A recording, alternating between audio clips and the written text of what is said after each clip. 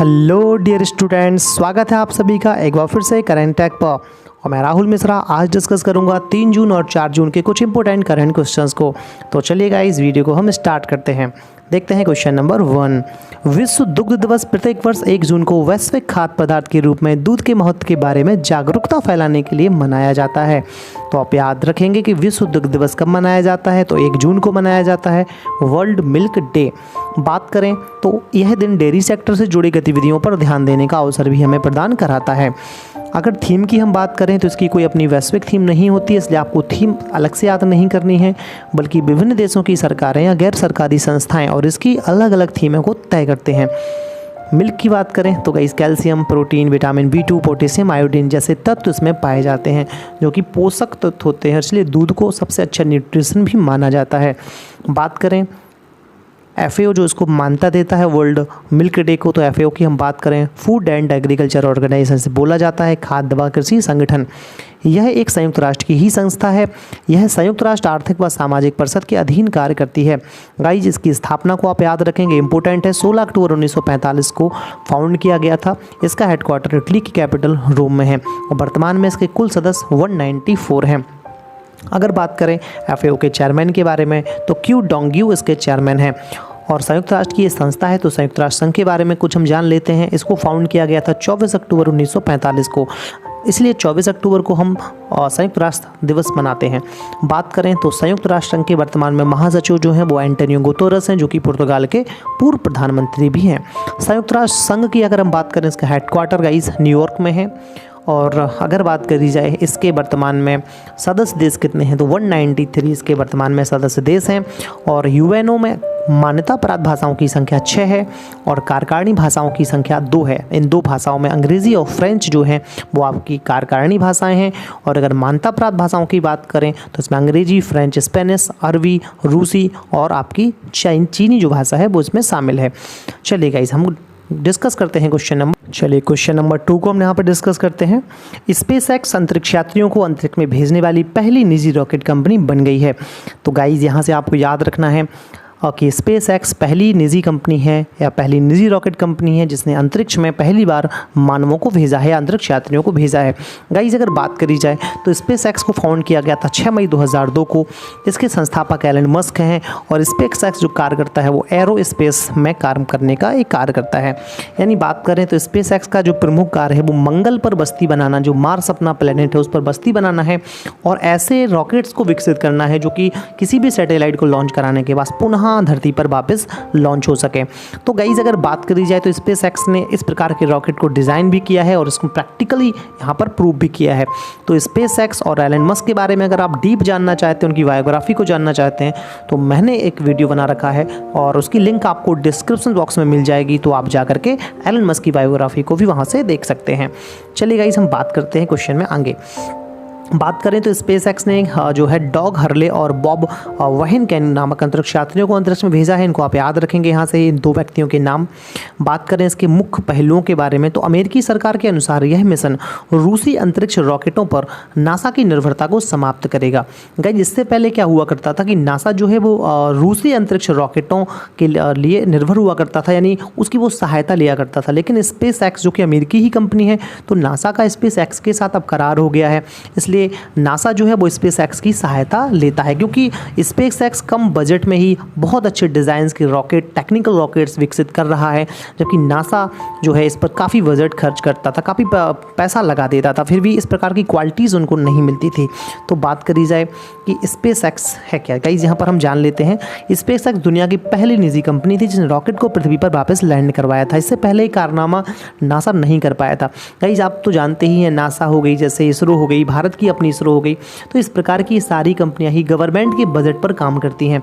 लेकिन SpaceX दुनिया की पहली प्राइवेट कंपनी है जो गवर्नमेंट के बजट पर काम नहीं करती है, वो अपने स्वयं के बजट पर काम करती है और फिर भी ऐसे गजब के रॉकेट्स उन्होंने लॉन्च करवाए हैं और इसको वापस धरती पर भी लैंड करवाया है।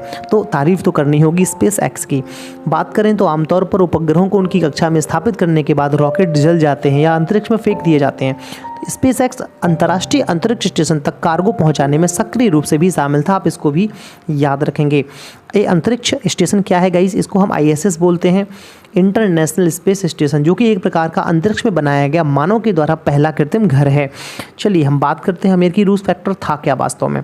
तो नासा अपने अंतरिक्ष यात्रियों को लॉन्च करने के लिए रूस को लाखों डॉलर चुका रहा है। यह इस दशक में अमेरिका द्वारा मनुष्यों का पहला प्रक्षेपण भी है। अगर बात करें क्रू ड्रैगन के बारे में, तो अंतरिक्ष यान जो अंतरिक्ष यात्रियों को अंतर्राष्ट्रीय अंतरिक्ष स्टेशन यानी ISS तक पहुंचा रहा है, उसे हम क्रू ड्रैगन बोलते हैं। और क्रू ड्रैगन का संबंध किससे है, तो गाइज आपको बताना है स्पेस एक्स से इसका संबंध है। और स्पेस एक्स के संस्थापक कौन है, तो याद रखिएगा एलन मस्क हैं। अगर बात करें एलन मस्क ने स्पेस एक्स के अलावा और किन किन कंपनियों को फाउंड किया है, तो उसमें गाइज पेपल है, टेस्ला है, स्पेस एक्स तो है ही, और हाइपरलूप को गाइज आप ना भूलें, क्योंकि हाइपरलूप पहली जो आपकी हवा से चलने वाली ट्रेन होगी उसको ये विकसित करने पर काम कर रहे हैं। तो हाइपरलूप इस समय चर्चा का विषय है, जो कि आपकी एयर प्रेशर से चलने वाली पहली टेस्ट ट्यूब एक प्रकार की ट्रेन होगी, जो कि एक पाइप यानी ट्यूब के अंदर चलाई जाएगी। और भारत ने भी उस हाइपरलूप के साथ करार किया है। एलन मस्क इंडिया आए थे तो मोदी जी ने उनके साथ एक बैठक करी थी और रेल मंत्री पीयूष गोयल भी उसमें शामिल थे। तो भारत भी हाइपरलूप के लिए जागरूक है, और भारत जब भी हाइपरलूप ट्रेन लॉन्च होगी तो निश्चित रूप से ही इंडिया में वो चलेगी। चलेगा इस हम बात करते हैं क्रू ड्रैगन के बारे में कुछ और पॉइंट। क्रू ड्रैगन 7 यात्रियों को ले जाने में सक्षम है। ISS से जुड़े अपने कार्यों को पूरा होने के बाद अंतरिक्ष यात्रियों को ये वापस ला सकता है। क्रू ड्रैगन को अटलांटिक महासागर में लैंड करवाया जाएगा, आप इसको भी याद रखेंगे। चलिए स्टारमैन सूट क्या होता है इसको भी हम जान लेते हैं गाइज। अंतरिक्ष यात्रियों द्वारा पहने गए सूट को स्टारमैन सूट कहा जाता है। वे केवल क्रू ड्रैगन के अंदर पहनने के लिए डिज़ाइन किए गए हैं और वे स्पेस वॉक के लिए नहीं है। गाइज बात करें तो ये स्टारमैन सूट जो है, आप इसको बाहर अपने जो यान आपका गया है उससे आप बाहर निकल कर स्पेस में वॉक नहीं कर सकते हैं। स्पेस वॉक के लिए जो सूट होते हैं वो एक अलग टाइप के होते हैं। हालांकि स्पेस वॉक और स्टारमैन सूट इन दोनों को ही डिज़ाइन करता है स्पेस एक्स, और आजकल नासा के जो भी स्पेस सूट होते हैं अंतरिक्ष यात्रियों के लिए बनाए जाते हैं वो स्पेस एक्स ही सप्लाई करता है। चलिए गाइस हम बात करते हैं क्वेश्चन नंबर 3 की। केंद्र सरकार ने जल जीवन मिशन के लिए बिहार को 1832 करोड़ रुपए और असम को 1407 करोड़ रुपए आवंटित किए हैं। मिशन कौन सा है, तो आप याद रखेंगे जल जीवन मिशन है। किसको लॉन्च दिए हैं, तो बिहार को दिए हैं, और इसके अलावा असम को भी प्रदान कर रहे हैं। अगर बात करेंगे इस बिहार, तो बिहार के राज्यपाल लालजी टंडन हैं, मुख्यमंत्री नीतीश कुमार जी हैं, और याद रखेंगे यहाँ से राजधानी बिहार की पटना है। चलिए गाइस हम बात करते हैं असम के बारे में। असम में जल जीवन मिशन का लक्ष्य जो है वो 2020-21 तक 13 लाख से अधिक ग्रामीण परिवारों को नल कनेक्शन प्रदान करवाना है। राज्य का उद्देश्य है कमजोर और हाशिए पर बड़े जो वर्ग हैं उनकी प्राथमिकता के आधार पर उनको रखना है। ग्रामीण समुदाय की सक्रिय भागीदारी के साथ ग्राम कार्य योजनाएं बनाई गई हैं जिसके तहत कार्य हो सके। बात करें तो इस मिशन में गाइज राज्यों में घरों में लौटने वाले जो प्रवासी श्रमिक हैं उनको तो रोज़गार मिलेगा ही, और मशीन फिटिंग, प्लम्बिंग और जल संरक्षण जैसे कार्य भी उनको प्रदान हो सकेंगे इसके तहत। आवंटित धनराशि से बिहार क्या करेगा, बिहार 50 लाख से अधिक घरों में नल कनेक्शन प्रदान करेगा। सरकारी आकांक्षी जिलों SSC और जो SC ST के गांव हैं उन पर ध्यान केंद्रित करेगा। जल जीवन मिशन के बारे में हम जानते हैं, इस मिशन का लक्ष्य जो है 2024 तक देश के सभी घरों में अच्छी गुणवत्ता का पेयजल उपलब्ध कराना है। इसे प्राप्त करने के लिए भारत सरकार को 3.6 लाख करोड़ रुपये आवंटित किए गए हैं। चलिए क्वेश्चन नंबर हम 4 को डिस्कस करते हैं। 31 मई 2020 को BCCI ने रोहित शर्मा को राजीव गांधी खेल रत्न पुरस्कार के लिए नामित किया। BCCI के बारे में अगर हम बात करें तो इसे हम board of control for cricket in India बोलते हैं। बात करी जाए BCCI को फाउंड किया गया था 1928 में। इसका हेडक्वार्टर मुंबई में है। अध्यक्ष सौरभ गांगुली हैं जो कि भारत के पूर्व कप्तान भी रह चुके हैं। और अगर बात करें सेक्रेटरी या सचिव की तो जय साहे जो हैं वो सचिव हैं। वाइस प्रेसिडेंट की बात करें तो महिम वर्मा जी जो हैं वो वाइस प्रेसिडेंट हैं इस समय BCCI के। रोहित शर्मा भारत के आपको पता ही है ओपनर बल्लेबाज हैं, राइट हैंड बैट्समैन हैं। राजीव गांधी खेल रत्न पुरस्कार की बात करें तो भारत का ये सबसे बड़ा खेल रत्न पुरस्कार है। और अगर बात करें तो राजीव गांधी जो हैं भारत के पूर्व प्रधानमंत्री भी रह चुके हैं। पेराम्बूर में इनकी हत्या कर दी गई थी गाइज, आपको याद होगा, एक विस्फोट हो गया था उसमें इनकी हत्या हो गई थी। पेराम्बूर कहाँ पर है, तो पेरम्बारू जो पेराम्बूर है वो आपका तमिलनाडु में है। गाइस चलिए हम बात करते हैं, भारत का सर्वोच्च खेल सम्मान पुरस्कार से माना जाता है किसी भी व्यक्ति को नामांकित करने के लिए विचार की अवधि जनवरी 2016 से दिसंबर 2019 तक ही थी। रोहित शर्मा के बारे में थोड़ा बहुत बात करें तो ये 4 शतक बनाने वाले पहले T20 क्रिकेटर भी हैं।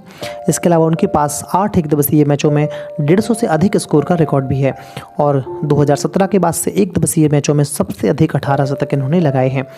गाइज अगर बात करें रोहित शर्मा के कुछ और पॉइंट के बारे में तो 2019 के आईसीसी वनडे क्रिकेटर भी हैं, तो आपको ये भी याद रखना है। विश्व कप के एकल संस्करण में 5 शतक लगाने वाले पहले खिलाड़ी भी रोहित शर्मा ही हैं। आईसीसी वनडे से याद आया गई ये कहाँ पर हुआ था, तो आईसीसी वनडे जो हुआ था 2019 उसका आयोजन इंग्लैंड में किया गया था, इंग्लैंड एंड वेल्स में किया गया था। आपको याद रखना है इसका विजेता देश कौन सा रहा, तो इसका विजेता देश इंग्लैंड रहा। फाइनल में किसको हराया था इंग्लैंड ने, तो फाइनल में हराया था इंग्लैंड ने आपका न्यूजीलैंड को। तो आप याद रखेंगे फाइनल में इंग्लैंड ने न्यूजीलैंड को हराया था। चलिए गाइस भारत कब बाहर हो गया था, तो भारत सेमीफाइनल में हो गया था, न्यूजीलैंड ने उसको हराया था। और फाइनल का जो मैच था गाइस सुपर ओवर तक गया था, सुपर ओवर में फिर इंग्लैंड ने न्यूजीलैंड से मैच खेला था, तो दोनों ने सुपर ओवर भी टाई किया था। उसके बाद फिर बाउंड्रीज किसने कितनी लगाई उसके आधार पर इंग्लैंड को जीता हुआ घोषित किया गया था। चलिए हम बात करते हैं राजीव गांधी खेल रत्न पुरस्कार के बारे में। यह पुरस्कार भारत का सर्वोच्च खेल सम्मान है। यह पुरस्कार युवा मामले व खेल मंत्रालय के द्वारा दिया जाता है, जो कि वर्तमान में किरण रिजिजू इसके वर्तमान में मंत्री हैं। यह पुरस्कार 4 वर्ष की अवधि के लिए उत्कृष्ट प्रदर्शन के लिए दिया जाता है। इस पुरस्कार में 7.5 लाख रुपए का नगद पुरस्कार शामिल है। याद रखेंगे आप इसको गाइस, 7.5 लाख रुपए जो कि किसी भी खेल पुरस्कार की सर्वाधिक राशि है, जबकि द्रोणाचार्य ध्यानचंद पुरस्कार इन सभी में 5-5 लाख रुपए का पुरस्कार दिया जाता है। चलिए हम बात करते हैं क्वेश्चन नंबर 5 की। अफ्रीकी अमेरिकी जॉर्ज फ्लाइड की मौत पर अमेरिका को देशव्यापी विरोध का सामना करना पड़ रहा है। जानते हैं जॉर्ज फ्लाइड हैं कौन, तो जॉर्ज फ्लाइड 46 साल के एक अफ्रीकी अमेरिकी व्यक्ति हैं। उनकी मौत तब हुई जब पुलिस ने उन्हें मिनेसोटा के मिनियोपोलिस में एक दुकान के पास गिरफ्तार किया। इससे देश में अशांति उत्पन्न हो गई। और शांति क्यों उत्पन्न हो गई गाइस, क्योंकि जॉर्ज फ्लाइड हॉस्टन से थे और कई वर्षों से मिनियोपोलिस में रह रहे थे। कोविड-19 महामारी के कारण वह बेरोजगार हो गए थे और उनकी मौत के बाद ब्लैक लाइव्स मैटर आंदोलन वापस आ गया है। इसको आप याद रखेंगे। ब्लैक लाइव्स मैटर मूवमेंट का संबंध कहाँ से है, डिस्कस हम यहाँ पर कर लेते हैं। ब्लैक लाइव्स आंदोलन एक अफ्रीकी अमेरिकी आंदोलन है जो काले लोगों के प्रति हिंसा, नस्लवाद के खिलाफ एक अभियान चल रहा है। इस अभियान के तहत अमेरिका में अश्वेत लोगों की हत्या हो रही थी। पुलिस की बर्बरता, नस्लीय रूपरेखा और नस्लीय असमानता के खिलाफ यह आंदोलन चलाया जाता है। यह आंदोलन 2013 में शुरू हुआ था। यह आंदोलन कनाडा, ऑस्ट्रेलिया और जर्मनी में भी फैल गया था। तो जो गोरे और काले लोग होते हैं गाइज, उनके लिए एक प्रकार का आंदोलन है जो कि उसमें असमानता पैदा करता है। तो इसका संबंध आपको याद रखना है। अफ्रीकी अमेरिकी आंदोलन है एक प्रकार का, और किसके लिए, तो काले लोगों के प्रति हिंसा या नस्लवाद के खिलाफ ये आंदोलन सुचारू है। तो आप इसको याद रखेंगे। चलिए गाइस क्वेश्चन नंबर 6 को हम यहाँ पर डिस्कस करते हैं। 31 मई 2020 को प्रधानमंत्री जी ने वीडियो व्लॉगिंग प्रतियोगिता my life my yoga launch करी। यह प्रतियोगिता आयुष मंत्रालय और ICCR यानी भारतीय सांस्कृतिक अनुसंधान परिषद के संयुक्त प्रयास के रूप में आयोजित की जाएगी। अगर बात करें ICCR की, तो Indian council for cultural relations से बोलते हैं। इसको फाउंड किया गया था ICCR को 1950 में। और इसके वर्तमान में जो चेयरमैन हैं वो अखिलेश मिश्रा जी हैं और न्यू दिल्ली में इसका हेडक्वार्टर है। और गाइस अबुल कलाम आज़ाद द्वारा इसको फाउंड किया गया था 1950 में। तो बहुत ही एक इम्पोर्टेंट आपकी ये संस्था है, इसको आप याद रखेंगे यहाँ से। बात करें इसके इम्पोर्टेंट फैक्ट के बारे में, तो यह प्रतियोगिता 6वें अंतर्राष्ट्रीय योग दिवस में भाग लेने वाले लोगों को प्रेरित करने के लिए शुरू की जा रही है। 6वां अंतर्राष्ट्रीय योग दिवस 21 जून 2020 को मनाया जाएगा। आपको तो पता ही है प्रत्येक 21 जून को अंतर्राष्ट्रीय योग दिवस मनाया जाता है, जिसकी पहल भारत ने ही की थी। इस प्रतियोगिता में विश्व भर से कोई भी प्रतिभागी भाग ले सकता है। इस प्रतियोगिता में भाग लेने के लिए प्रतिभागियों को आसन क्रिया, वंद, प्राणायाम यानी जो भी आपके योग से संबंधित क्रियाकलाप होते हैं वो आपको आने चाहिए और आपको उसका 3 मिनट का वीडियो अपलोड करना होगा। तो प्रतिभागियों को यह संदेश भी शामिल करना होगा कि कैसे यौगिक प्रथाओं ने उनके जीवन को प्रभावित किया। राशि की हम बात कर लें तो 1 लाख रुपये, 50,000 रुपये और 25,000 रुपये का इनाम जो कि है इसके लिए घोषित है। गाइस योग के बारे में बात करें तो भारत यौगिक प्रथाओं को अपनाने के लिए भारत दुनिया भर में प्रसिद्ध है। योग गुरु के रूप में आप जानते होंगे जो कि पतंजलि हैं, उनको योग गुरु कहा जाता है और योग दर्शन के वो प्रतिपादक हैं। भारत ने 2014 में अंतर्राष्ट्रीय योग दिवस मनाने के लिए UNO में एक प्रस्ताव प्रस्तुत किया था। तब से प्रत्येक 21 जून को यह मनाया जाता है। तो आपको याद रखना है 2014 से इसकी शुरुआत हुई थी और 2015 में पहला योग दिवस मनाया गया था। चलिए हम बात करते हैं नंबर 8 को। भारत के थिंक टैंक नीति आयोग ने देश में कृषि और प्राकृतिक कृषि पर सम्मेलन का आयोजन किया। थिंक टैंक, अगर आपको बोला जाए थिंक टैंक का संबंध किससे है तो आपको गाइस बताना है नीति आयोग से है। और नीति आयोग के बारे में मैं डिस्कस करूं तो नीति का full form national institutions for transforming India है। नीति आयोग की स्थापना 1 जनवरी 2015 को की गई थी, जो कि योजना आयोग का नाम बदलकर नीति आयोग कर दिया गया था। इसके अध्यक्ष जो है भारत का प्रधानमंत्री इसका अध्यक्ष होता है, तो नरेंद्र मोदी जी इसके अध्यक्ष हैं। उपाध्यक्ष की बात करें तो राजीव कुमार हैं और सीईओ अमिताभ कांत हैं। इसका काम क्या होता है? पंचवर्षीय योजना और वित्तीय समावेश का ढांचा तैयार करना और उसको क्रियान्वयन करना। बात करें मुख्य बिंदुओं की तो नीति आयोग ने इस सम्मेलन में भारत की वर्तमान योजनाओं को प्रस्तुत किया है। नीति के अनुसार प्राकृतिक खेती जो मुख्य रूप से गाय के गोबर, बायोगैस इत्यादि पर निर्भर होती थी, देश में खेती की स्वदेशी प्रणाली है। भारत ने अगले 5 वर्षों में जैविक खेती के 20 लाख हेक्टेयर क्षेत्र तक पहुंचने का भी लक्ष्य रखा है। इसमें से 12 लाख हेक्टेयर को प्राकृतिक कृषि पद्धति कार्यक्रम के तहत आगे लाया जाएगा। इसको आप याद रखेंगे। चर्चा के बिंदुओं पर अगर हम नजर डालें तो परंपरागत कृषि योजना 2015 में जैविक खेती को बढ़ावा देने के लिए शुरू करी गई थी। इस योजना के तहत पिछले 4 वर्षों में लगभग 8 लाख किसानों और 7 लाख हेक्टेयर भूमि को जैविक खेती के तहत लाया गया था। अकेले आंध्र प्रदेश ने इस योजना को लागू करके 2 लाख हेक्टेयर भूमि को जैविक खेती के तहत लाया था। कितना बड़ा काम किया था अकेले आंध्र प्रदेश ने गाइस।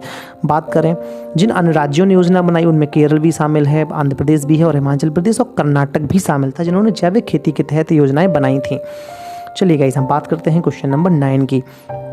1 जून 2020 को केंद्रीय उपभोक्ता मामले मंत्री श्रीमान रामविलास पासवान जी ने घोषणा की कि 3 और राज्यों को सिक्किम, उड़ीसा और मिजोरम को सार्वजनिक वितरण प्रणाली के यानी एकीकृत प्रबंधन, जिसको हम पीडीएस बोलते हैं गाइस, पब्लिक डिस्ट्रीब्यूशन सिस्टम से बोला जाता है, इसके अंतर्गत शामिल करने का लक्ष्य रखा है। तो कौन कौन से राज्य इसमें शामिल हो रहे हैं तो याद रखिएगा सिक्किम, उड़ीसा और मिजोरम में 3 राज्य शामिल हो रहे हैं।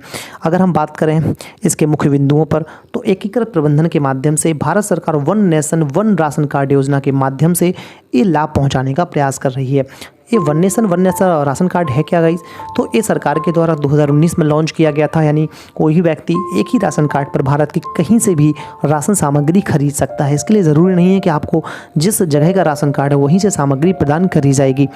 बात करें तो 1 जून से इसको 23 राज्यों में लॉन्च करने की बात करी गई थी और अब तक यह योजना 17 राज्यों और केंद्र शासित प्रदेशों में क्रियाशील हो चुकी है। ये आपके जो हाइलाइटर आपको दिखाई दे रहे हैं आपके 17 राज्य हैं, जिसमें से आपका बिहार है, आंध्र प्रदेश है, गोवा है, दादर नगर हवेली है, दमन दीव है, गुजरात, हिमाचल, हरियाणा, केरल, हरियाणा, मध्य प्रदेश, गाइस हरियाणा 2 बार लिख गया है, और मध्य प्रदेश, राजस्थान, महाराष्ट्र, पंजाब, त्रिपुरा, तेलंगाना और उत्तर प्रदेश भी शामिल हैं।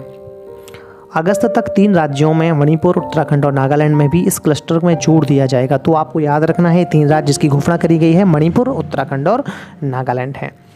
One nation one ration card guys मैं पहले ही बता चुका हूँ, नागरिकों को खाद्यान्न का कोटा प्रदान करने की योजना है और प्रवासी श्रमिक अपने घरों में लौटने के बाद यह योजना के लिए बहुत ही ज़्यादा मददगार साबित होंगे। जो लोग वापस लौट आए थे लॉकडाउन में तो वो वही उसी राशन कार्ड पर ही यहाँ पर सामग्री खरीद सकते हैं। चलिए हम नेक्स्ट क्वेश्चन को यहाँ पर डिस्कस करते हैं। भारत सरकार ने स्ट्रीट वेंडर्स के लिए प्रधानमंत्री आवास योजना शुरू की। केंद्रीय मंत्रिमंडल ने इस योजना के लिए क्रेडिट राशि को भी मंजूरी प्रदान करी है। इसके मुख्य बिंदुओं पर हम नजर डालें तो पीएम स्वनिधि या PM street vendors Atmanirbhar Nidhi एक क्रेडिट सुविधा योजना है जो 50 लाख से अधिक शहरी और ग्रामीण स्ट्रीट वेंडर्स की मदद करेगा। इस योजना से स्ट्रीट वेंडर्स को अपनी आजीविका फिर से शुरू करने की हेल्प मिलेगी। इस योजना के तहत स्ट्रीट वेंडर्स 10,000 रुपये का ऋण प्रदान किया जाएगा। स्ट्रीट वेंडर्स 1 वर्ष के भीतर मासिक किस्तों में राशि लौटा पाएंगे। अगर बात करें तो इस योजना की घोषणा वित्त मंत्री निर्मला सीतारमण जी ने आत्मनिर्भर भारत अभियान के पैकेज के अंतर्गत करी थी।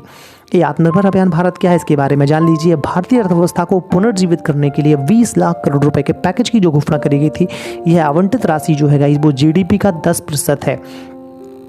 याद रखेंगे आप, क्वेश्चन डायरेक्ट एग्जाम में आ सकता है कि कितना जो आत्मनिर्भर भारत अभियान के लिए पैकेज था वो कितना था, तो 20 लाख करोड़ का पैकेज था और जीडीपी का कितना था तो 10%। अच्छा, जीडीपी का 10% ही क्यों यहाँ पर भारत सरकार ने लॉन्च किया उसको भी हम यहाँ पर जान लेते हैं। जीडीपी का 10% कैसे तय किया गया? संयुक्त राष्ट्र ने सदस्य देशों से यह तय किया था कि जीडीपी का 10% अर्थव्यवस्थाओं को पुनर्जीवित करने पर खर्च किया जाएगा। तो यह संयुक्त राष्ट्र द्वारा तैयार किया गया एक ग्लोबल प्लान था जिसको इंडिया फॉलो कर रहा था और कई सारी विपक्ष पार्टियों ने इसका विरोध किया और उन्होंने ये भी कहा कि जीडीपी का 10% बहुत कम होता है। गाइज मैं आपको बता दूं कि इससे पहले विपक्ष की पार्टियां जीडीपी के 2% और जीडीपी का 3% खर्च करने की अपील सरकार से करती रहती थी, लेकिन सरकार ने 10% यानी जो यूएनओ ने आपका ग्लोबल प्लान तैयार किया था उसको फॉलो किया है, तो ये लोग 10% के ऊपर देने की बात कर रहे थे। तो गाइज जीडीपी का 10% बहुत ज़्यादा होता है और सरकार ने इस ग्लोबल प्लान को लगभग फॉलो किया है।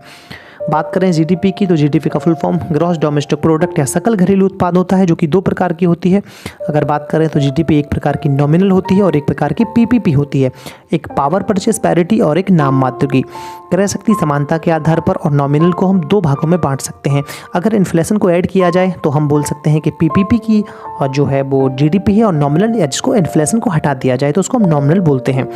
जीडीपी पर मैंने एक पूरा वीडियो ही बना रखा है, उसको अगर आप देखना चाहते हैं तो डिस्क्रिप्शन बॉक्स में उसका लिंक दिया गया है, जाकर को वीडियो वॉच कर सकते हैं। चलिए गाइस हम क्वेश्चन नंबर 11 को डिस्कस करते हैं। 1 जून 2020 को केंद्रीय मंत्रिमंडल ने 14 खरीफ फसलों के न्यूनतम समर्थन मूल्य को बढ़ोतरी प्रदान की या बढ़ोतरी को मंजूरी दी। सबसे पहले जान लेते हैं कि खरीफ फसलें होती क्या हैं। तो गाइस खरीफ फसलों के बारे में अगर हम जानें तो ऐसी फसलें जिनको बोते समय अधिक तापमान एवं आर्द्रता की आवश्यकता होती है तथा पकते समय शुष्क वातावरण की आवश्यकता होती है, इन फसलों को खरीफ की फसलें कहा जाता है। बात करें तो जून जुलाई में इसको बोया जाता है और अक्टूबर नवंबर में इसको काट लिया जाता है। इसके एग्जाम्पल की हम बात करें तो धान, मक्का, ज्वार, बाजरा, मूंगफली, गन्ना, सोयाबीन इसके प्रमुख उदाहरण हैं। एमएसपी क्या होती है? तो एमएसपी को हम बोलते हैं मिनिमम सपोर्ट प्राइस, यानी सरकार के द्वारा एक ऐसा निम्नतम मूल्य रखा जाता है जो कि क्रय के लिए मान्य होगा। चलिए गाइस हम इसके मुख्य बिंदुओं की तरफ भी नजर डालते हैं। धान के न्यूनतम समर्थन मूल्य में 53 रुपये प्रति क्विंटल की वृद्धि की गई है। 2020-21 के लिए धान का एमएसपी 1868 रुपये प्रति क्विंटल तय किया गया है। दाल का आयल सीड तथा अनाज की दरों में भी वृद्धि करी गई है। जान लेते हैं किन किन फसलों में वृद्धि हुई है। तो नाइजर सीड 755 रुपये, तिल 370 रुपये, सोयाबीन 170, सूरजमुखी के बीज 235, मूंगफली 185, उड़द 300 रुपये, मूंग 146, तुअर, मक्का, रागी आप सभी देख सकते हैं यहाँ पर जिनके एमएसपी निर्धारित किए गए हैं।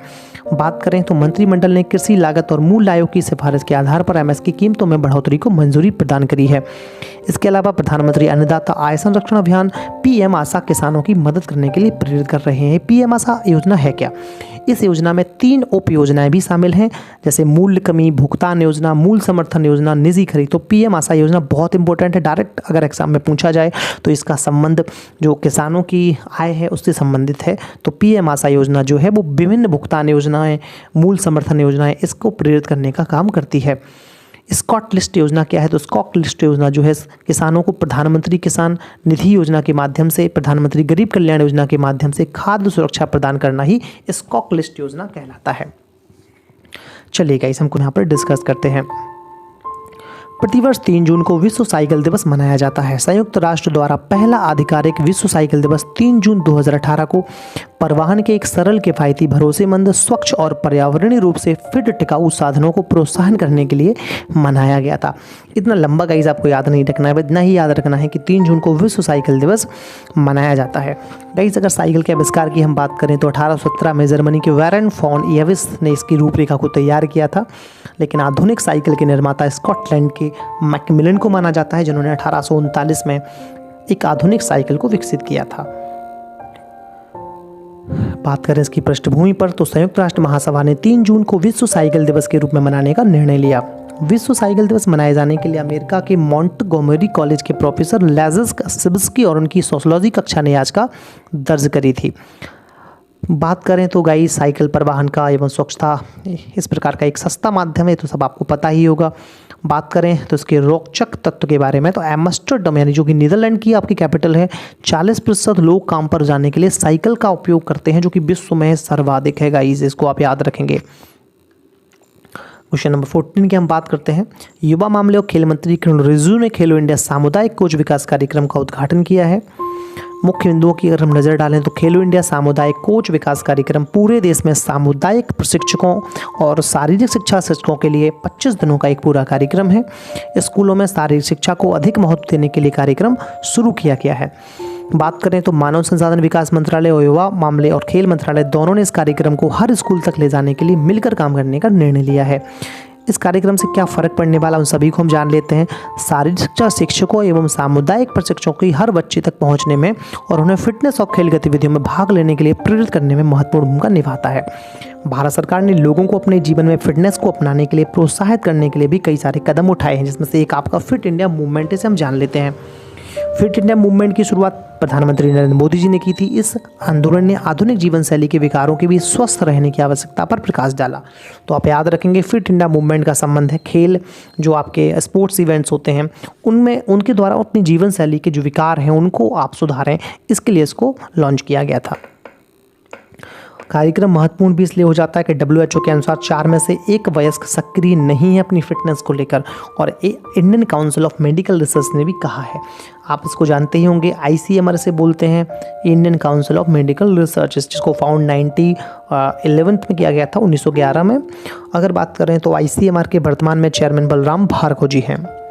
और ICMR गाइज 1949 से ICMR कहलाया, क्योंकि 1911 में जब फाउंड हुआ था तो IRFA इसका नाम था, यानी इंडियन रिसर्च फंड एसोसिएशन इसको बोला जाता था 1911 में। और इसके हेडक्वार्टर की हम बात करें, उसका हेडक्वार्टर न्यू दिल्ली में है।